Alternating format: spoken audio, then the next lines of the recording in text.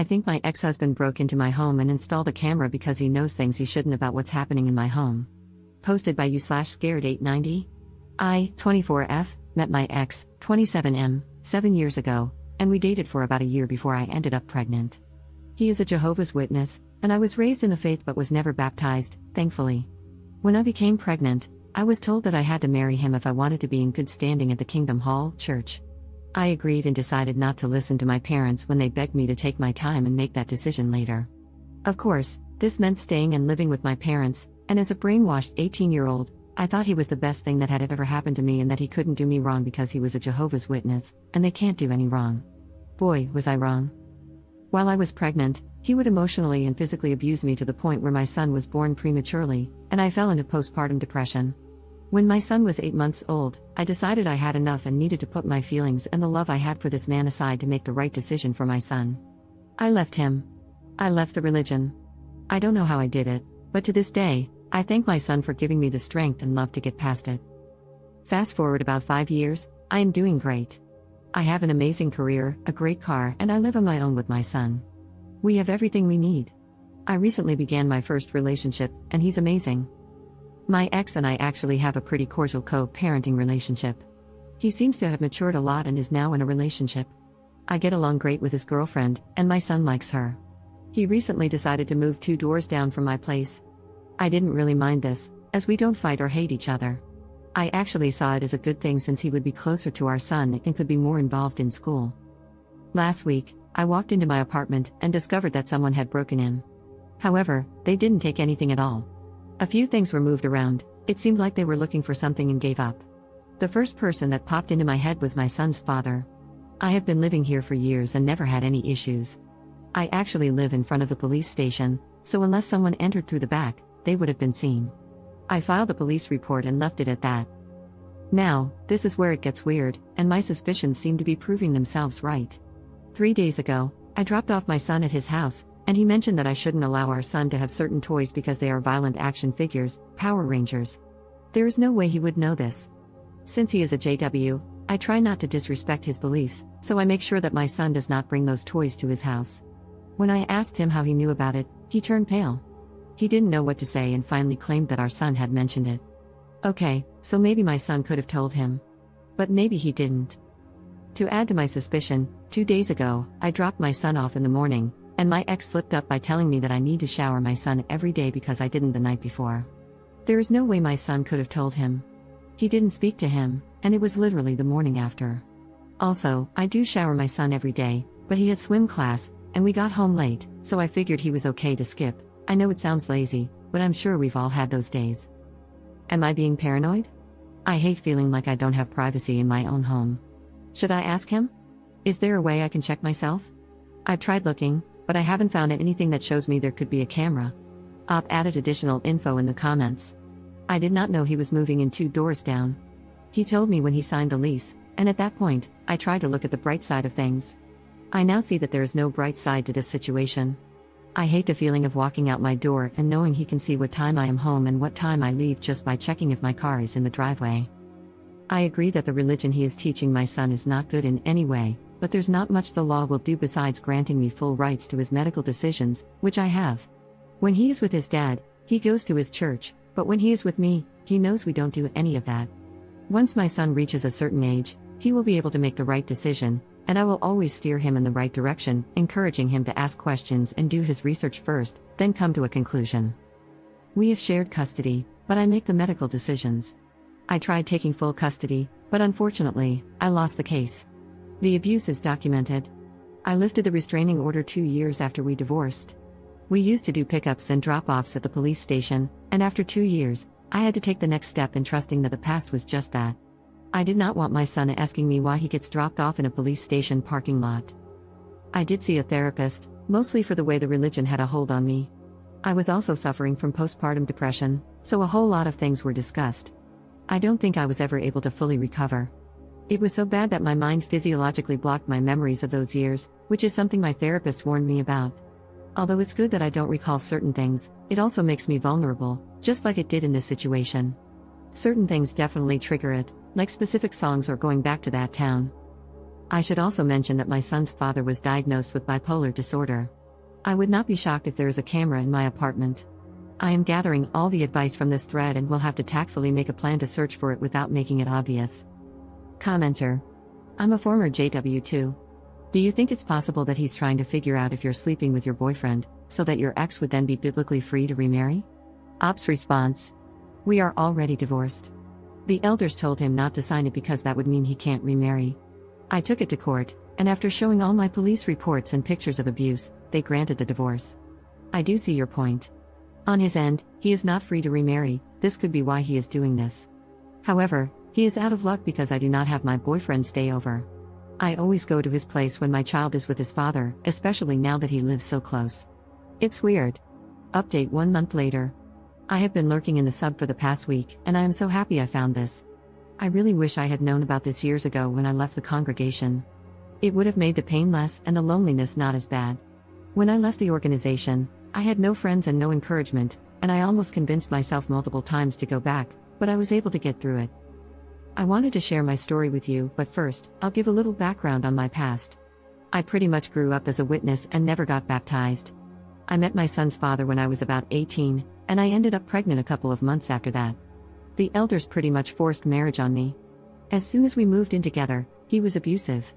It was horrible. He would physically abuse me, knowing I was pregnant with his son. It got so bad that I would literally urinate on myself because of how scared I was of him. The last time he laid his hands on me was when I was 6.5 months pregnant. I remember he barged into the bathroom since he knew I was calling the cops, and when he opened the door, he hit my belly, and I went straight into the tub. They had to perform an emergency C-section. While I was under anesthesia, he even signed a paper stating that I would refuse a blood transfusion, and since he was my husband, it was his decision to make. Thankfully, I had great doctors, and my son and I were healthy and made it through. I remember the elders coming to visit me while I was still in the hospital. I remember them telling me that I needed to work harder at putting Jehovah first in our marriage because, without him, our marriage would fail. A few months later, I left him and left the organization.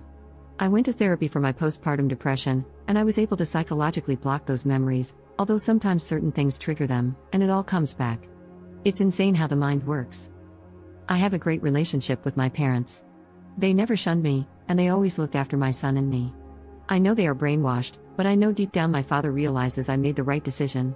After all this mess, I think he's starting to open his eyes a little. The link below is my first post, and below that, I copied and pasted my update. I don't know why they locked my post. I was at work, and when I checked, it was automatically locked. I did receive some good advice on there, but it's different when it comes from people who know what you grew up in and understand just how much mind control plays a big role in everything when it comes to JW. I would also like some advice on how to handle these elders. They keep calling my parents and begging them to reason with me. I assume this is going to reflect poorly on them, and we all know how much they hate that. Also, please keep in mind that my parents, although witnesses, have my best interests at heart. My father sat me down and told me that no matter what, he will stand by my decision and fully support me in going through with these charges. I just wish they didn't have to deal with all this harassment. Update. First and foremost, thank you for all your suggestions and messages regarding the steps I should take. So much has happened over the past 7 days, I will try to explain without making this too long. I'll start with last week, Wednesday. After reading all the comments, I decided to purchase a spy finder from Amazon. I figured it would put my mind at ease and finally allow me to feel comfortable in my own home. I paid for 2-day delivery and planned out how I would use it without being obvious. Since I knew the only way to do this was with my son's father in front of me, I decided to tell him I needed to discuss a new schedule I wanted to follow. Friday, we decided to meet up for ice cream with our son. I gave my boyfriend a spare key so he could go inside and see if the spy detector worked. Our meeting lasted about 40 minutes until I finally got the okay from my boyfriend, and I wrapped up the conversation. When I got into my car, I called my boyfriend, and he told me I needed to drop my son off at my mom's and head over to my place. I did exactly as he said. When I arrived at my place, I parked, and my boyfriend came inside my car and broke the news to me. He told me that the detector had detected something, but it was not clear. It kept showing red in my son's room around the doorknob, but it also showed red on one side of a wall that didn't have anything hanging near it. At this point, I didn't know what to do or say. Maybe it was just a malfunction, or maybe there was something there. I decided I needed to call the cops. I wasn't sure if it was the right call, but since the signal was showing in my son's room, that was enough for me to make the call, even if I sounded silly to the cops. Once the cops showed up, I explained the situation to one of them. He usually works the morning shift surveillance at my son's school, so I see him every morning. He was very understanding and told me he was calling in a tech who had the necessary equipment, as not all cops carry it. At this point, I still didn't tell the cops that I suspected my son's father. I figured I would mention it once it was confirmed. 10 minutes later, my son's dad walked up my driveway and asked if I was okay. I said yes, and that's when the cop approached. I think he saw how uncomfortable I was, and told him that only residents were allowed to be there. He told the cop that he was my son's father, and the cop started asking if he was from the area. As soon as he mentioned that he had recently moved 2 houses down, the cop asked him to leave since he was not a resident. Once he was off the property, the cop started asking me more questions about my son's father, and that's when I went into full detail. After our conversation, he told me there was a high chance that my ex could have placed a camera in my son's room. Once the tech arrived, he scanned the room, and we were told to wait outside. About 30 minutes later, he asked me to come in while my boyfriend stayed behind. He proceeded to tell me that there was indeed a camera in my son's room. They found a tiny camera hidden inside the doorknob. If you're not familiar, my doorknob's locked from the inside, but on the opposite side, there's a small hole where you usually need a flathead screwdriver or a similar key to unlock it. He explained that whoever installed the camera replaced the original doorknobs with 2 identical ones, meaning the door no longer had a lock. I never realized this. It was such a small detail that I had completely overlooked. I never locked my son's room, so it wasn't something I would have noticed. I broke down. I didn't know what to say or think. The tech told me the camera was linked through Bluetooth/Wi-Fi. Unfortunately, the signal was cut off, but he was working on getting some codes to determine where it had been transmitting from. Once they confirmed it, I was given an address, and of course, it traced back to my ex's home. Not the exact address, but rather coordination points. I have no idea what they refer to. They just told me it's a system they use to track signals. I was in complete shock. Part of me thought he would never do this. He would never violate my privacy and our son's privacy like this. I thought we were past this stage. After they broke the news, they told me I could press charges if I wanted to. If I decided to proceed, they would have to process a warrant for his arrest. It was the hardest decision I had to make, but I told them yes. They explained that the best thing for me to do was to stay at a relative's or friend's house until the situation was resolved, as it could be dangerous for me to remain so close to him. I didn't understand why they couldn't take him in then and there, but I agreed and packed a bag. I decided to stay at my parents' house. It was close to my job, and it was a place where my son felt comfortable. I did not hear from my ex at all on Saturday. I know I mentioned in my previous post that my parents and ex are Jehovah's Witnesses, which plays a big part in this whole story. Sunday night, my parents had plans, and I stayed behind with my son. I heard a knock on the door. I looked, and to my surprise, it was 2 elders. I guess you can call them pastors for those not familiar with the term. These were the same men who told me not to call the cops when my ex would get physical. They were also the same men who had watched me grow up since I was 3. I decided to open the door, and they asked to come in. Since my brother was in the other room, I felt a little more at ease speaking with them. As soon as they started taking the Bible out, I told them I did not feel comfortable with that and that if they had anything to say, it should be through a conversation and not through the Bible. They agreed and started explaining the consequences my ex is facing in the Kingdom Hall for what he has done. They also told me that my ex was taken down to the station Sunday morning but that he had confessed everything to them on Saturday. To make it short, they begged me to drop the charges and kept telling me to think about my son, to consider how he would feel knowing his dad is facing these charges. They kept saying over and over that Jehovah does not condemn his behavior and that sometimes the organization can work things out internally. I told them I would not drop the charges. What he did was violate my privacy, and while I was happy they would work it out within their religion, I would handle my end through the law. They proceeded to tell me that they have lawyers who can back up my ex and that if this is the route I choose, I should make sure I am covered as well. They also said the reason he put a camera in my son's room was because he wants custody, arguing that it's not fair for him to miss out on eternal life and that my ex could save my son. Crazy, yes, I know. I don't know what he was trying to find by putting a camera in my son's room, because I have absolutely nothing to hide, and my son is very well taken care of. I asked them to leave, and they did. When I told my dad what happened and what they had said to me, he called one of the elders and pretty much went off on him. I hope it doesn't ruin his reputation since I know this religion means the world to him, but at the same time, I also hope this might open his eyes. This is all such a nightmare for me. I don't know what to do. Deep down, I do not want to press charges because he is my son's father. I don't want this to ruin his record or for my son to grow up and find out I placed his dad in jail over this. I also know what it's like to be brainwashed and under mind control. On the other hand, I feel like he needs to learn his lesson. He needs to understand that you can't simply violate someone's privacy because of your religion. I'm not sure what will happen yet. Last I heard, he was out on bail and has a court date, which I will need to attend as well. At that time, I can decide whether to drop the charges if I want to. I also received a court date from family court, as he is seeking full custody. He filed about a month ago, so this is something he has been planning. I'm hoping this whole situation will work to my benefit, which is another reason why I shouldn't drop the charges. It could help me in family court. For now, that's all that has happened. I don't know what steps to take from here, and I'm just taking it day by day. I have found a new place, and after talking to my landlord, he is letting me break the lease. I hate that I have to move. I love my apartment, and now I'll be moving to a much smaller place for more money. I wish I didn't have to move, but there isn't much else I can do. Commenter. Do not drop any charges. My reasoning, besides all the religious BS, your ex is not rational and is already physically abusive. This is a bad combination.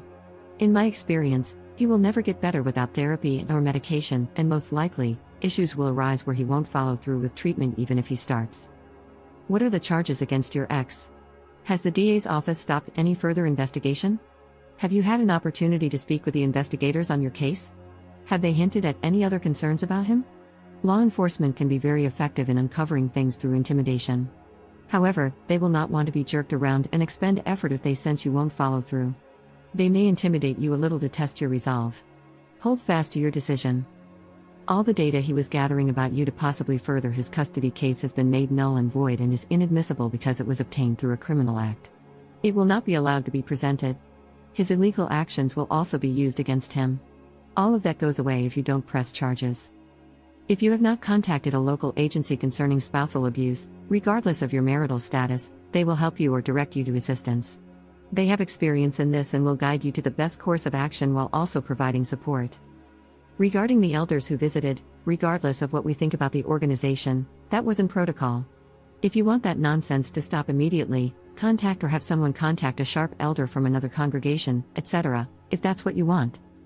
These things that are happening to you are not unique to the organization. They happen everywhere, frequently. Because of that, there are many resources available. Please make use of them. I hope you remain safe and that everything works out for the best. Ops response. I actually went to the court today to file a restraining order, and they gave me a temporary one until the court date, where the judge will decide whether to make it permanent. I also went to the station to ask for more information about what was going on. They couldn't tell me much besides the fact that even if I dropped the charges, the state is also pressing charges. Apparently, they take this matter very seriously since it happened in a child's room. They told me that someone would be in contact with me, but I should get a lawyer, as it's not recommended to handle this alone due to the many complexities I might not understand or that may require professional advice.